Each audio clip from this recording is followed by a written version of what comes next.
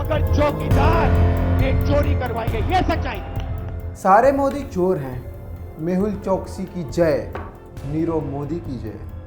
नीरव मोदी भाग गया, चौकीदार चोर है।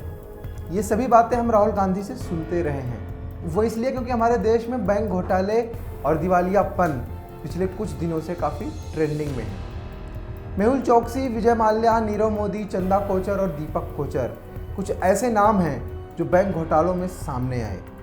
यह सिलसिला 2015 के बाद शुरू हुआ, जब सरकार के सामने कुछ ऐसी चौंका देने वाली रिपोर्ट्स आई जो कि कई तरह से देश की इकोनॉमिक कंडीशन को दिन पर दिन बदतर कर रही थी।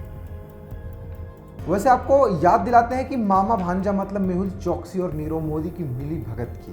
कैसे इन दोनों ने मिलकर पंजाब नेशनल बैंक को 14,000 करोड़ का चूना लगाया।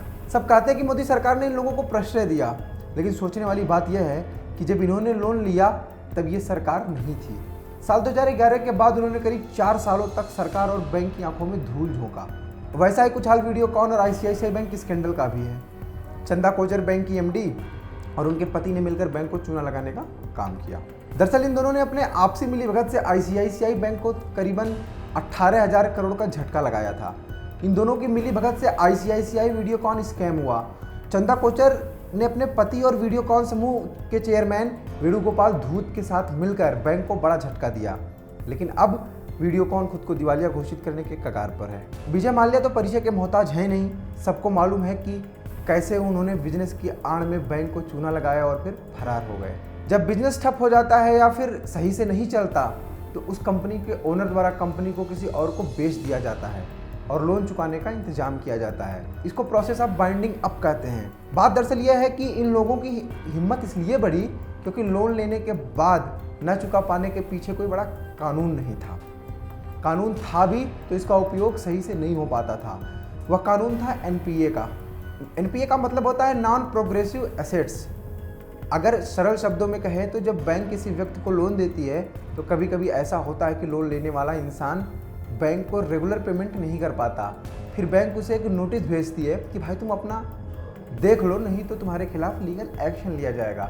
फिर भी आदमी पेमेंट नहीं करता या नहीं कर पाता तो उसके खिलाफ बैंक ने क्या एक्शन लिया वो बैंक ही जाने। जब आदमी बैंक को पैसे या इंटरेस्ट चुकाने में नाकामयाब हो जाता है तो बैंक उस लोन को NPA करार दे देती है। इस NPA के कारण देश को काफ़ी आर्थिक नुकसान हुआ। एक डाटा के हिसाब से करीबन 2013 से 14 में 1 लाख NPA थे। मतलब कि इतनी कंपनियां या लोन धारक बैंकों का कर चुकाने में अक्षम थे। इसी वजह से सरकार को IBC 2016 को इंट्रोड्यूस करना पड़ा।